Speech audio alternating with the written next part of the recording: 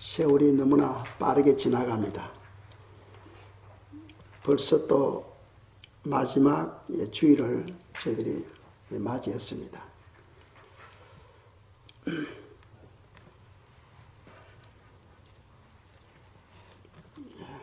마지막 마무리를 잘 하셔야 돼요.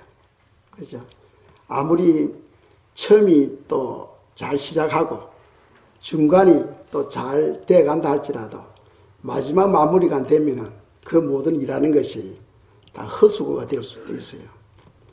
그래서 이 마지막 마무리, 우리가 이 마지막 때 주께로 나와서 마음껏 주님께 또 예배를 드리는 것 중요합니다.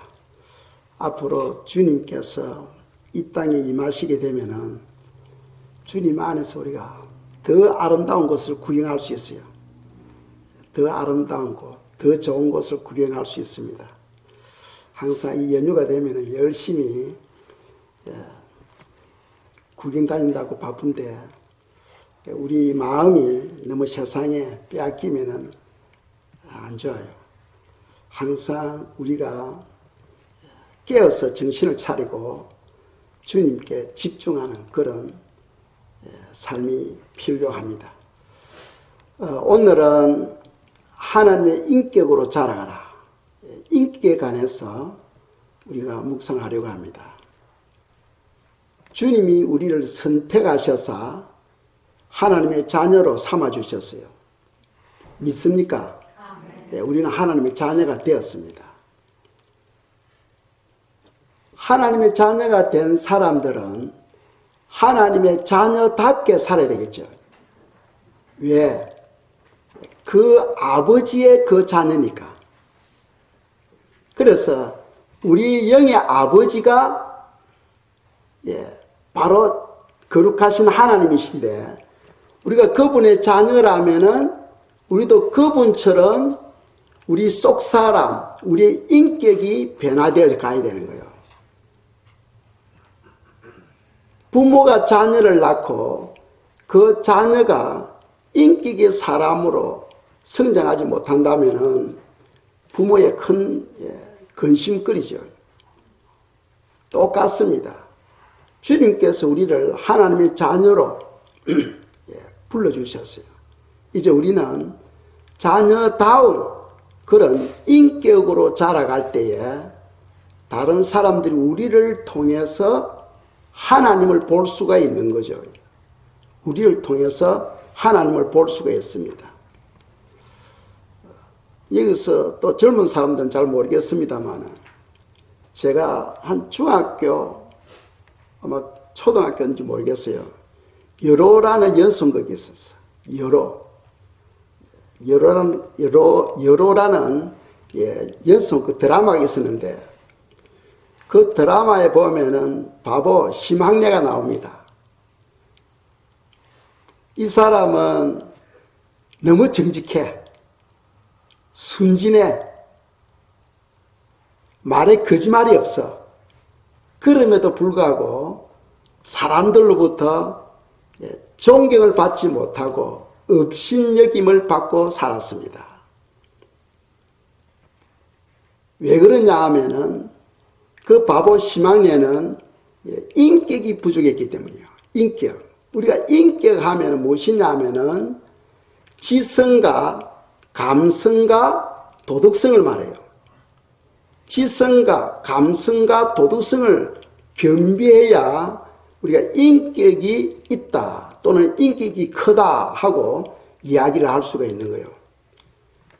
심학래, 바보 심학래에 대해서 한 거 예를 든다면은 결혼을 했는데 오랜 시간이 흘러도 손자, 소녀를 갖지를 못한 부모님. 부모님이 항상 염려하는 거예요. 손자, 소녀가 있으면 좋겠다. 그러니까 이제 며느리가 똑똑해요. 그 며느리가 바보 남편인데 자녀를 가지는 방법을 가르쳐주죠. 하룻밤에 자녀를 가질 수 있는 방법을 가르쳐줍니다. 그런데 문제는 그 다음 날이에요. 그 다음 날 이 심학래가 동네 사람들 모인 데서 지난밤에 자기 아내가 한 행동을 한 것을 사람들이 공개를 하는 거예요. 우리 아내가 나에게 이러는데 그 사람들이 뭐 호기심에서 그래 그 다음에는 어떻게 됐어? 그래 그 다음은 빨리 말해봐. 이렇게 앉아.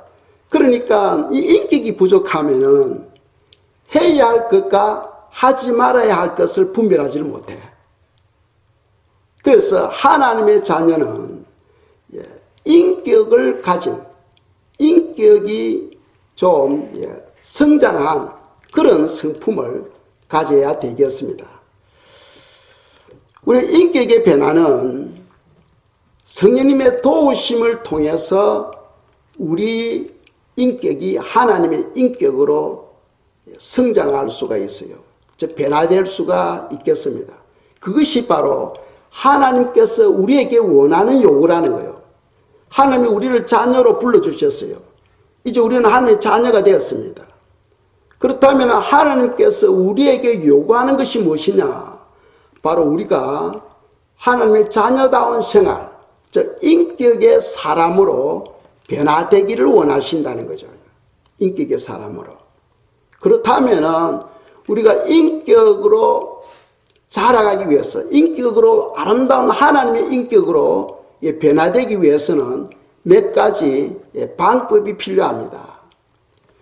그 방법의 첫째가 뭐냐 하면은 그리스도의 옷을 입으라는 거예요. 예수 그리스도의 옷을 입어라. 다 아시는 것처럼 옷은 우리 몸 바깥에 있는 옷입니다. 옷을 보면 그 사람의 직업이 보여요. 아, 저 사람은 그래 사무직이다. 아, 저 사람은 노동자다. 뭐 이런 학생이다. 군인이다. 이런 신분이 보여지죠. 그리고 또 옷 차림을 보면은 그 사람의 인격을 표현하게 돼요. 인격을 표현하게 됩니다. 그런데 우리가 알아야 될 것은 그 외모 옷차림도 중요하지만 더 중요한 것은 우리 속사람의 옷입니다. 속사람의 옷. 그 속사람의 옷이 무엇인가? 그것은 골로새서 3장 오늘 본문 말씀에서 말씀하고 있죠. 자, 12절에서 14절입니다. 한 번 더 읽겠어요.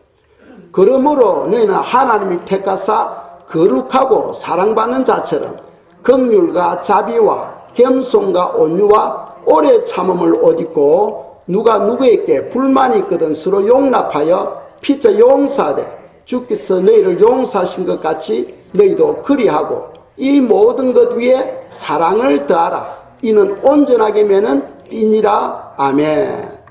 자, 여기에서 6가지를 말씀하고 있죠. 12절에서 보면 옷을 입고 옷을 입으라는 거예요. 이 옷이 무엇이냐 하면은 긍휼의 옷, 자비의 옷, 겸손의 옷, 온유의 옷, 오래 참음, 그리고 사랑의 옷을 입으라는 거예요. 옷을 입었다는 것, 그 옷이란 것은 우리가 어떤 사람을 바라볼 때에 그 사람의 성품이 그 사람을 통해서 보여진다는 거예요. 보여진다는 거예요. 어떤 사람 보면 저 사람 너무 겸손해.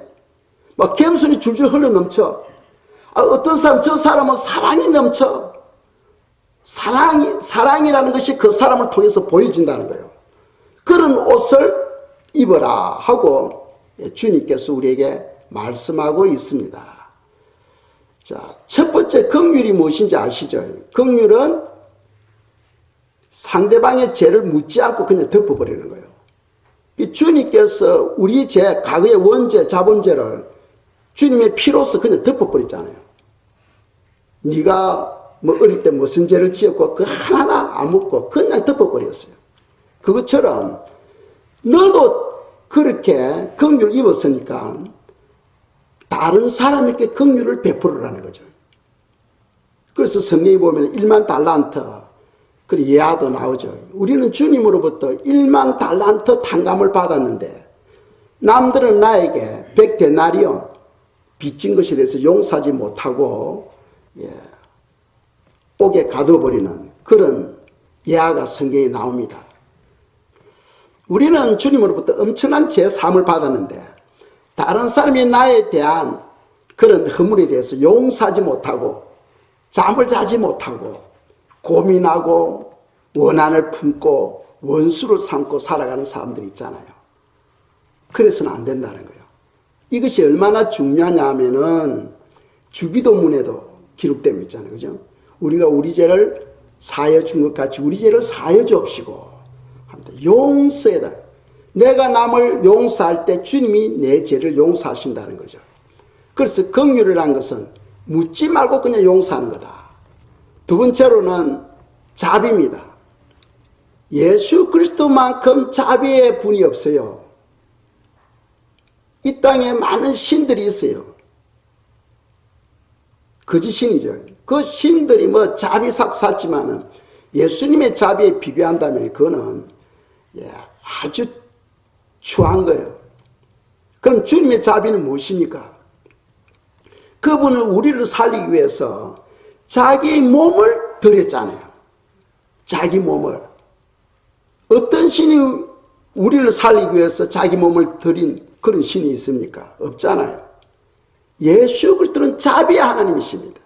그분은 우리를 살리기 위해서 자기 몸 전체를 우리에게 드리신 분이에요. 그러니까 우리도 남에게 자비 베푸는 그런 사람이 되어야 된다는 거예요. 자비를 베푸는 사람. 그리고 세 번째로는 겸손이죠. 주님의 겸손은 보세요. 하나님과 동등한 분입니다. 하나님의 본체라고 성경은 말씀하고 있죠. 그럼에도 불구하고 그분이 자기를 낮추어서 사람의 몸을 입고 이 땅에 오셔서 하나님 아버지께 죽기까지 순종하셨다 하는 것을 성경은 말씀하고 있어요. 그러니까 겸손이라는 것은 남을 나보다 더 낮게 여겨주는 거예요. 남을 나보다 더 낮게 여기고 또 하나님을 하나님으로 인정하는 거예요.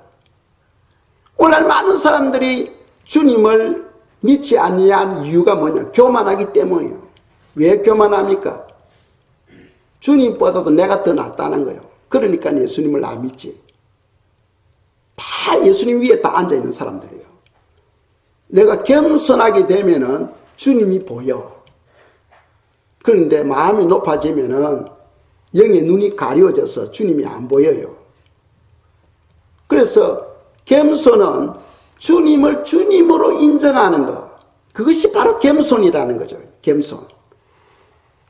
그리고 온유. 온유라는 것은 길들여진다는 뜻이죠. 길들여진 것. 성령에 의해서 우리가 완전히 길들여져서 하나님의 말씀에 순종하는 삶.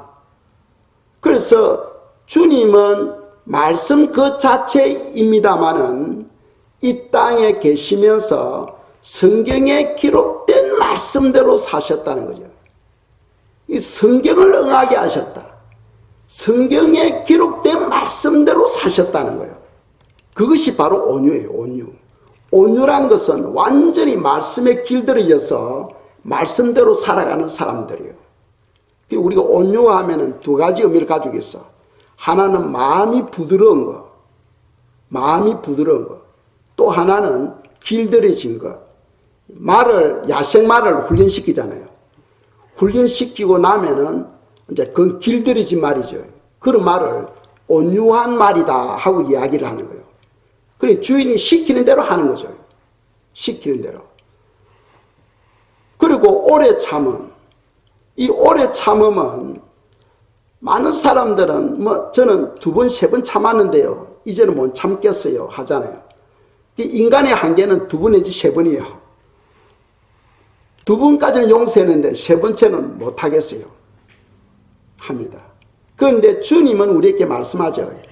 7번을 70번까지 하라는 거예요. 그거는 무한대입니다. 그러니까 무조건 오래 참아라는 거예요. 오래 참. 주님께서 제자들에게 말씀하실 때 욥의 인내를 배우라 하셨어요. 욥을 보세요. 욥 보면은 10자녀 다 잃어버렸어요. 재물 다 잃어버렸어요.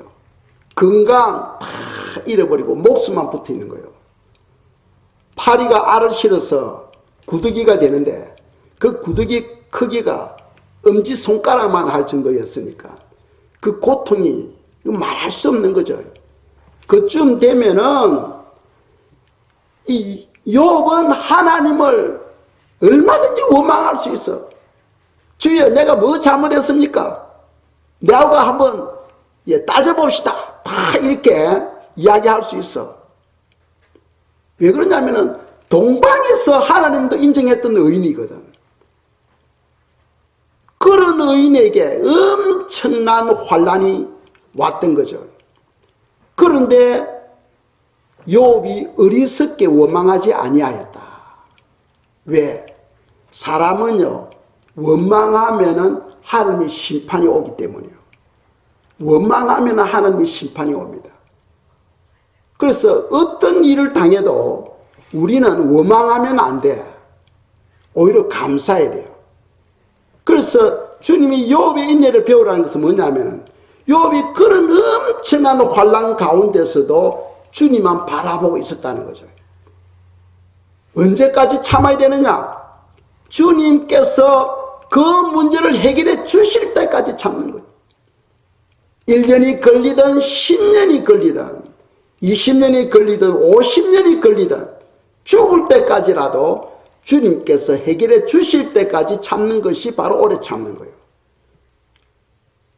사람들은요, 오래 참는다는 그 한계를 자기 생각에 두어. 그래서 저는요, 1년 동안 참았는데요. 어떤 사람은 저는요, 5년 동안 참았어요. 근데 그건 참한 게 아니에요. 주님께서 그 문제를 해결해 주실 때까지 참는 것이 바로 참는 거예요. 그 중간에 포기해버리면은 그동안 참았던 거 다 무효가 돼버려요. 과일나무에 과일이 달리잖아. 농부가 그 과일을 따기까지는 매달려 있어야 돼요. 그런데 어떤 비바람에 의해서 과일이 떨어져서 벌레가 먹어버렸다면 그 과일은 상품이 되지를 못해요. 농부의 기쁨이 되지를 못합니다. 농부가 그 과일을 딸 때까지 매달려 있어야 돼요. 그처럼 하나님이 문제를 해결해 주실 때까지 끝까지 주님을 바라보며 기다리는 것. 그것이 바로 오래 참는 거예요.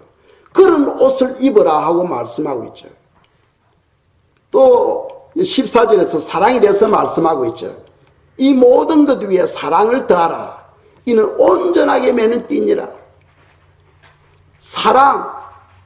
여기서 사랑은 하나님의 사랑, 아가페 사랑을 말합니다. 아가페 사랑. 우리가 살아가는데 이 아가페 사랑이 있어야 이 하나님의 말씀이 완성되어져야 돼요. 완성되어지게 됩니다. 아가페 사랑이 내 속에 부족하면은 이 말씀에 순종할 수가 없는 거죠. 그래서 우리가 성경이 보면은 전체 66권인데 성경 중에서 가장 긴 장이 10편 119편이죠. 그는 말씀의 장이에요. 말씀의 장. 그만큼 말씀이 중요하니까 길게 기록해 놓은 거예요. 그것처럼 중요한 부분은 또 말하고 하는 거죠. 성경에 보면은 그만큼 말씀이 중요하다. 말씀이 중요하다. 예수님도 이 땅에서 33년을 사시면서 말씀대로 사셨다고 이야기하고 있어요. 그래서 우리가 사람을 착 보면은 그 사람의 인품, 성품, 인격이 비춰져야 되는 거예요. 인격이.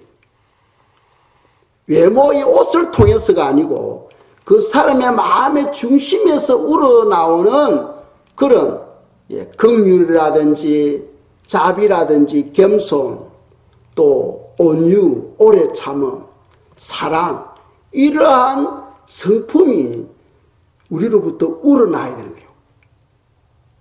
하나님은 우리가 그렇게 되기를 원하셔. 왜? 우리가 그분의 자녀이니까. 생각해 보세요. 하나님이 계시고 우리가 하나님의 자녀답지 못하고 짐승처럼 살아간다면 어떻게 하나님의 자녀라고 이야기할 수 있겠어요? 인격의 변화가 일어나지 않으면 그건 짐승이에요. 그건 짐승이에요. 하나님의 사람은 반드시 인격의 변화를 통하여 하나님의 자녀다운 그런 삶을 살아가야 하나님께 영광이요 기쁨이 된다는 거죠. 아시겠죠? 그래서 첫 번째는 우리가 예수님의 옷을 입어야 된다. 그 중요하고, 또 사도 베드로도 옷에 대해서 이야기해요. 하나님의 성품에 대해서 이야기를 합니다.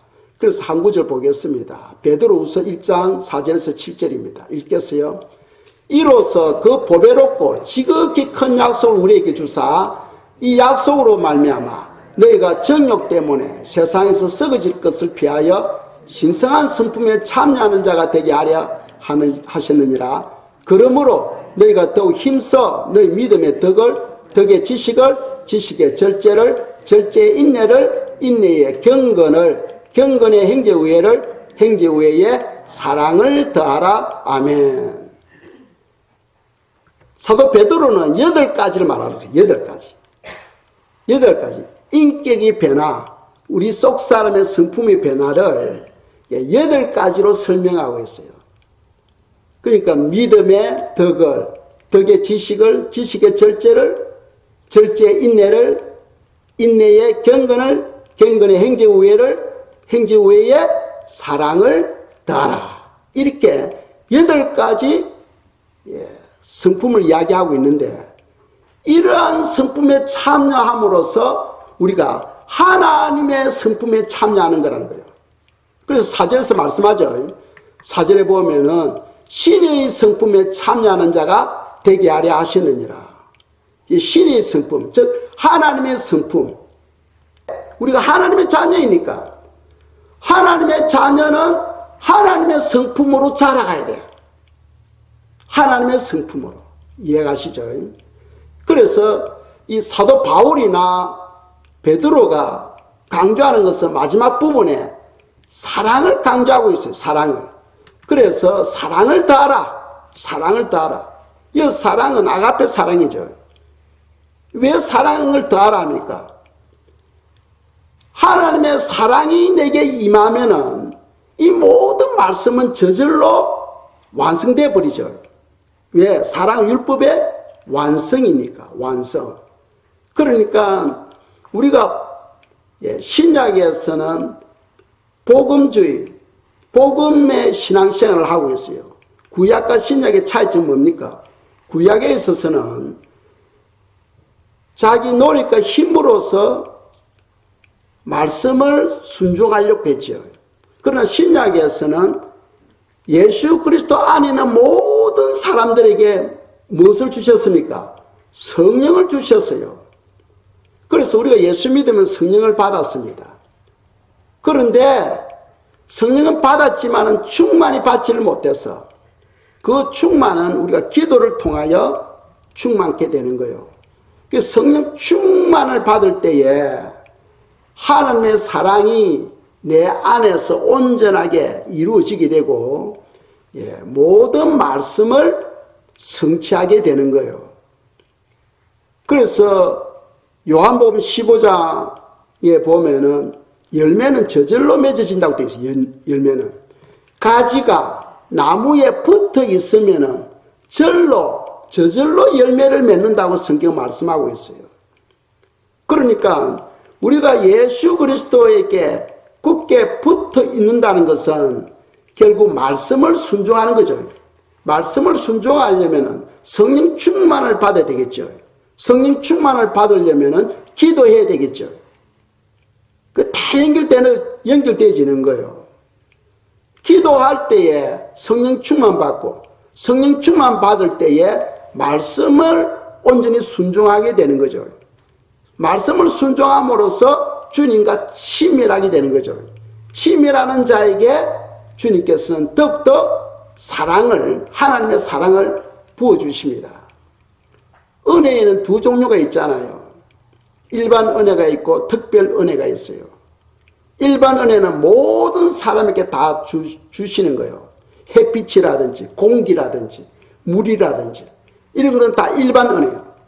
근데 특별 은혜가 있어. 특별 은혜는 예수 그리스도 안에서 예수님과 친밀한 자에게 부어주시는 은혜예요. 그래서 잠언에서 이런 말을 합니다. 나를 사랑하는 자가 나의 사랑을 입으며 나를 찾는 자가 나를 만날 것이니라 하고 말씀하고 있어요. 그런 특별 은혜에 들어가요. 우리가 더욱더 주님을 사랑하고 주님을 뜨겁게 신뢰하고 의지하며 살아갈 때 주님은 우리에게 그분의 사랑을 부어주시는 거예요. 그분의 은혜를 더욱더 특별 은혜를 부어주시는 거예요. 그래서 사랑은 우리를 온전한 사람으로 우리를 만들어 주신다 하는 것이 바로 성경의 가르침입니다. 첫 번째로는 우리 인격이 변화를 위해서는 예수 그리스도 옷을 입어야 돼요. 6가지든 8가지든 예수님의 옷을 입어야 됩니다. 그리고 두 번째로는 우리 인격이 변화를 위해서는 감사하는 삶을 살아야 돼요. 감사가 엄청나게 중요합니다. 감사가 없으면 우리 마음이 굳어지고 메말라져요. 아시겠죠? 그래서 우리는 늘 감사하는 삶을 살아야 된다. 그런데 이렇게 또 질문할 수 있어요. 목사님, 저는 아무리 생각해도 감사할 조건이 없는데요. 하잖아요. 이 사람은 생각하는 동물이잖아. 우리 생각을 많이 하셔야 돼요. 감사의 조건이 얼마나 많아요. 우리를 구원해 주신 거예요. 하나님의 자녀로 삼아 주신 거예요. 우리에게 소망을 주셨고 우리의 삶을 인도해 주시고 우리를 지켜주시고 우리의 삶의 필요를 공급해 주시는 그 하나님. 생각하면 생각할수록 감사는 넘쳐요. 우리가 하박국 선지자의 그 고백을 보세요. 구원 그 하나만 가지고 가진 거 아무것도 없어도 나를 구원해 주신 그 하나님께 즐거워하며 감사하는 찬양을 올려드리잖아요. 우리는 구원받았을 뿐만 아니고 우리와 함께 하시고 우리를 인도해 주시고 우리를 지켜주시고 감사할 조건이 너무나 많아. 그러니까 성도는 늘 입만 벌리며 감사해야 돼. 감사로 심어야 나중에 감사를 거둘 수가 있어요. 이 땅에서 뿐만 아니고 천국에 가서도 우리가 감사를 거둘 수가 있습니다. 그래서 우리가 감사를 많이 심어야 돼요. 감사가 없으면 불평이 나와 원망이 나옵니다. 원망이나 불평하게 되면 하나님의 심판이 임한다고 되어 있죠. 이스라엘 백성들이 광야에서 40년을 살면서 계속 원망하고 불평합니다. 그럴 때마다 하나님께서 그들에게 징계를 주셔. 때로는 전염병을 보내주시고 때로는 불뱀을 보내주고 그래 하면서 그들을 심판해요. 그래서 욥이 어리석게 원망하지 아니하였다 하는 그 뜻을 우리가 알아야 되는 거예요. 아시겠죠? 우리 에덴 동산에 보면은 아담과 하와가 눈을 뜨고 보니까 에덴 동산, 천국 같은 에덴 동산 다 준비되어 있어. 그러니까 그들은 당연히 처음부터 있는 줄 알았어. 하나님이 그들을 위해서 에덴 동산을 창설했잖아요. 그런데 그들은 그걸 모르고 그냥 본래대로 있는 줄 알았어. 그러니까 그들은 감사가 없었어요. 아담은 하나님께서 창조한 첫 사람이죠. 첫 사람입니다. 그러니까 완벽하게 모든 복을 다 주신 거예요. 모든 생물을 다스리는 그런 왕권을 주셔서. 그런데 감사할 줄 모르니까 그 마음이 점점 메말라가요. 굳어져 가요. 그러니까 나중에는 어떻게 됩니까? 주님과의 계약을 파괴시켜버리고 선악과를 따먹게 되고 자기가 하나님이 되려고 하는 그런 교만한 죄에 빠지게 됩니다. 그러니까 성도는 늘 감사를 입에 달고 살아야 돼요. 감사를. 아시겠죠? 세 번째로 우리가 묵상할 것은 인격의 변화를 위해서는 말씀 중심의 삶을 살아야 된다. 말씀 중심의 삶. 그래서 우리가 한 구절 보겠습니다. 16절입니다. 읽겠어요. 그리스도의 말씀이 너희 속에 풍성히 가하여 모든 지혜로 피차 가르치며 금연하고 시와 찬송과 신령한 노래를 부르며 감사하는 마음으로 하나님을 찬양하고 아멘. 이 그리스도의 말씀이 너희 속에 풍성히 거하여 우리 마음에 하나님의 말씀이 풍성히 있어야 된다는 거예요. 그리고 그 말씀을 가르치라는 거죠. 가르치라. 하나님은 공평하신 하나님입니다. 믿으십니까? 하나님은 공평하신 하나님이에요.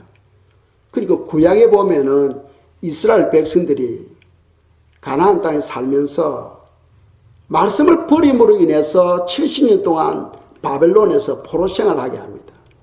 자, 신약에 왔어요. 신약에 와서는 사람들이 그래요. 주님께서 모든 걸 다 이루어 주시기 때문에 이 말씀은 율법이니까 말씀과 상관없이 우리는 살아도 된다. 은혜로 살아도 된다 하고 이야기합니다. 그렇다면은 공평하신 하나님이 불공평하신 하나님으로 바뀌어버립니다. 구약에서는 말씀을 버린 이스라엘 백성들을 징계했는데 신약에서는 말씀대로 안 살아도 괜찮다 하면은 그건 공평하신 하나님이 아니에요. 공평하신 하나님이 되려면은 구약에서 적용했던 그 방법을 신약에서도 적용을 해야 공평하신 하나님이에요. 그런데 그럼 구약과 신약의 차이가 뭡니까? 조금 전에 말씀드린 것처럼 구약에서는 자기 힘으로 노력으로 말씀을 지키려고 했지만 실패했어요. 신약에서는 말씀을 지키도 우리에게 성령을 부어주셨잖아요. 성령. 그래서 내 힘으로는 안 되지만은 성령님의 은혜로 역사로 이 말씀이 그냥 지켜지는 거예요. 그 차이예요. 아시겠죠? 구약에 있어서는 특별한 선지자들에게 택감을 받은 자들에게만 성령을 주셔서 일반 사람들에게는 성령을 안 주었습니다. 아시겠죠? 그러니까 자기 노력과 자기 힘으로 말씀을 지키려고 했던 거죠. 그러나 지금 우리 신약에 와서는 예수 그리스도 안에는 모든 사람에게 성령을 주셨어요. 그 성령은 바로 진리의 영입니다. 즉 말씀의 영이라는 거예요. 그 말씀의 영이 우리를 가르치시고 기록된 이 말씀을 생각나게 해주시는 거예요. 그래서 이 말씀대로 살아가도록 우리에게 힘과 은혜와 능력을 주시는 거예요. 그것이 바로 구약과 신약의 차이점이라는 거죠. 이 신약도 말씀을 지켜야 되는 거예요. 그래야 공평하신 하나님이 되는 거예요. 한 가지 예를 든다면은 구약의 아모스 선지자가 말세에 일어날 일들을 예언하잖아요. 이 말세 때 큰 기근이 온다는 거예요. 그 기근은 비가 없어서 기근이 아니라는 거예요. 말씀이 없는 기근이라는 거예요. 말씀이 없는 기근. 이 마지막 때 영혼들이 말씀이 없는 기근을 경험하게 된다는 거예요. 그러니까 그 말은 결국 무슨 말입니까? 우리가 말씀을 붙잡아야 됩니다. 말씀을 붙잡아. 왜? 말씀이 우리를 온전한 사람으로 만들어 가잖아요. 디모데후서 3장 17절에 보면은 우리를 온전한 사람으로 준비시킨다고 되어 있어요. 뭐가? 말씀이. 어떤 사람이 자기 친구는 영어를 너무 잘하는 거예요. 그래서 친구에게 물었습니다. 야, 너는 어떻게 영어를 그리 잘하니? 그리고 또 영어 선생도 하고 하니까 그 친구가 이야기하는 말이 나도 본래 영어 못해서 그런데 다른 친구가 이런 말을 하더라고. 영어를 배우려면 영어를 가르치면 된대. 영어를 가르치면 영어가 배워진대요. 그래서 자기도 애들 잡고 영어를 가르치대. 그래서 지금 그렇게 됐다는 거예요. 가르치려면 자기가 알아야 가르칠 수 있잖아. 그 가르치기 위해서 밤에 막 공부를 하는 거예요. 어떤 목적이 있으면 공부를 하게 돼. 그래서 우리 성도님들은 말씀이 우리 안에 충만해야 돼요. 그러기 위해서는 우리 그 교회 주일학교 어린이들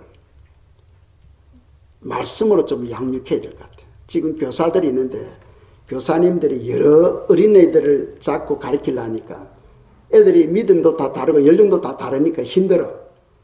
그래서 2020년에는 너도 나도 다 자원해가지고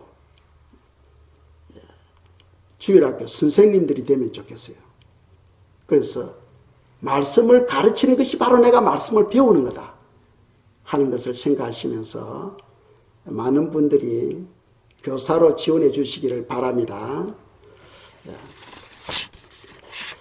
마지막으로 네 번째로 인격의 변화를 위해서는 예수님 이름으로 해야 된다. 예수님 이름으로. 그래서 골로새서 3장 17절입니다. 읽겠어요. 또 무엇을 하든지 말에나 일에나 다 주 예수의 이름으로 하고 그를 힘입어 하나님 아버지께 감사하라. 아멘. 말에나 일에나 다 주 예수의 이름으로 하고 예수의 이름으로 하라는 거예요. 예수의 이름으로. 우리가 기도를 쭉 하잖아요. 기도하고 맨 마지막에 예수님 이름으로 기도합니다. 이런 도장이 찍혀야 하나님 아버지께 올라가는 거예요.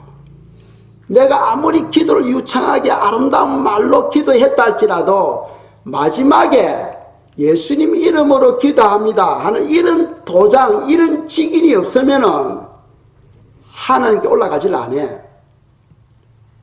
왜 그러냐? 기도는 우리 기독교만 있는 게 아니에요. 다른 종교에도 기도가 다 있잖아요. 다른 종교도 뭐 해주세요, 뭐 어떻게 해주세요 하고 기도 다 있어요. 그런데 우리 기독교만이 예수님 이름으로 기도합니다 하는 이 도장을 꽝 찍어야 그 문서가 하나님께 올라가는 거예요. 여러분들 아시다시피 중요한 문서는 변호사가 사인을 하고 그죠? 그게 철인을 꽝 찍어야 그 효력을 발휘하잖아요. 아무리 변호사가 그 위에 예쁘게 글을 잘 아름답게 쓴다 할지라도 그게 자기 서명이 안 들어가면 그건 효력이 없어. 똑같은 거예요. 우리가 함께 기도를 하는데 기도하고 맨 마지막으로 예수님 이름으로 기도합니다. 서명을 해야, 그런 서명을 해야 천사가 보고 하나님 아버지께 올리는 거예요. 요한복음 14장을 보겠습니다. 14장 14절입니다. 읽겠어요. 내 이름으로 무엇이든지 내게 구하면 내가 행하리라. 아멘. 주님의 이름으로 구해야 된다는 거예요. 한때는 이런 적도 있었죠. 예수님 이름으로 기도하지 못하게 한 적도 있었습니다. 그러니까 그러면 어떻게 기도하냐? 한참 기도하고 난 뒤에 마지막으로 하나님 이름으로 기도합니다. 그 기도는 안 올라가요. 아무리 그 앞에 좋은 말을 많이 섞었다 할지라도 그 기도는 하나님께 안 올라갑니다. 하나님께 올라가는 것은 예수님 이름으로 기도를 해야 올라가는 거예요. 이해가십니까? 예. 하나님 안 믿는 사람이 어디 있어요? 종교마다 다 자기 하나님이 있지. 무슬림도 하나님을 믿잖아요. 알라가 바로 하나님이라는 뜻이거든. 지금 말로는 알라지만 우리말로는 하나님이라는 뜻이고요. 모든 종교가 다 하나님 믿어요. 그런데 그 하나님이 누구인가가 다 다르지. 우리의 하나님은 예수 이름으로 기도를 해야 그것이 하나님 아버지께 올라가는 거예요. 아시겠죠? 이건 또 신앙 고백과 같아. 신앙 고백입니다. 나는 예수님을 나의 구주로 믿습니다 하는 고백과 같은 거예요. 그런데 기도하고 예수님 이름으로 이 말을 빼버리면은 그 신앙에는 문제가 있어요. 예. 문제가 있어요. 세상과 타협하면 절대로 안 됩니다. 절대로 세상과 타협하면 안 되는 거예요.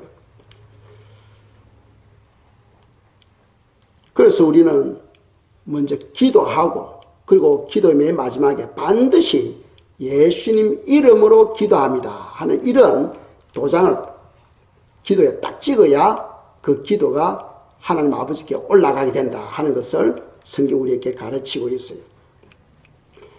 자, 우리가 인격의 변화를 위해서는 제가 몇 가지를 말씀드렸습니다. 인격의 변화를 위해서는 첫째로 예수 그리스도의 옷을 입어라. 두 번째로는 감사하는 삶을 살아라. 세 번째로는 하나님의 말씀을 순종하며 살아라.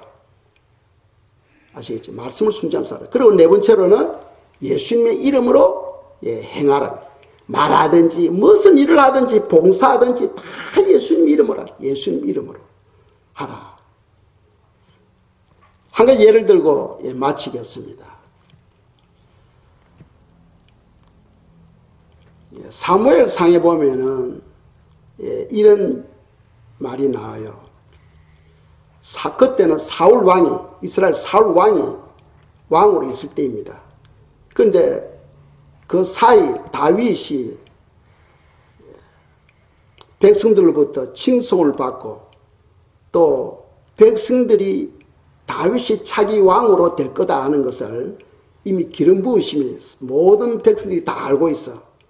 그래서 사울 왕이 시기해가지고 다윗을 죽이려고 합니다. 그래서 다윗이 알고 도망을 가게 돼요. 도망을 다니다가 배가 고파. 그래서 제사장 아히멜렉을 만나게 됩니다. 아히멜렉에게 이야기를 해요. 저 먹을 거 없습니까? 하니까 하나님께 제단에 올려드린 떡을 금방 물린 떡이 있다는 거예요. 새 떡을 올려놓고 본래 그 있는 헌떡은 지금 있는데 그걸 주겠다는 거예요. 그래서 다윗과 그 함께하는 몇 사람이 그 떡을 먹습니다. 먹고 이제 떠나게 돼요. 그때 그 자리에 누가 있었냐면은 에돔 사람 도액이 있었어요. 이 도액은 누구냐 하면은 사울 왕의 목자장입니다. 사울 왕의 양떼들을 돌보는 목자장이었어요. 그런데 거기에 있어서 그 광경을 보고 있었어요. 그런데 저 시간이 좀 흘렀습니다. 사울 왕이 신하들을 불러요. 불러서는 화를 냅니다.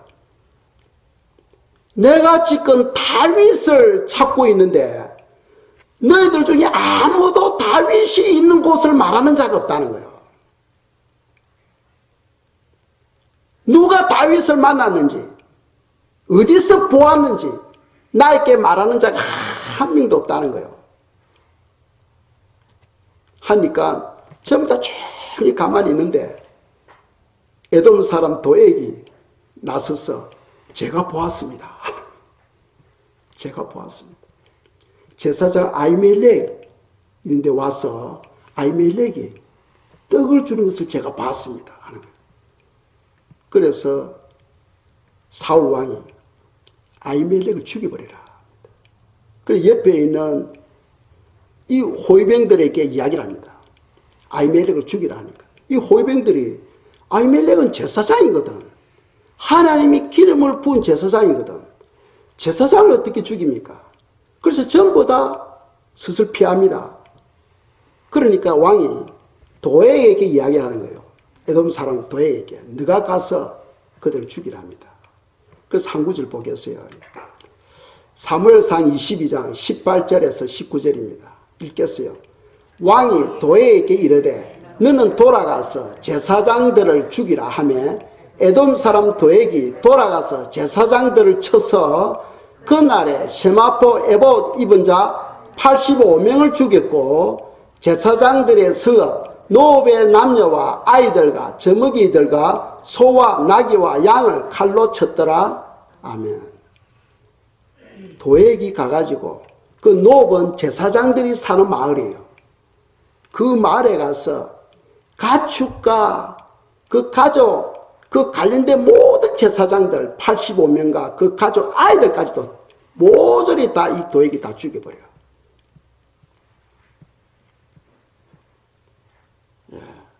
이 도액의 그 인격을 보면은 시막리아는 바보지만 사람은 안 죽였어.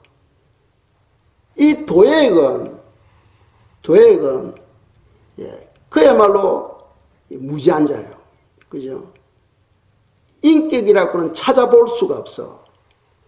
하나님은 선한 자는 선한 일에 사용하시고 악한 자는 악한 일에 쓰시는 거예요.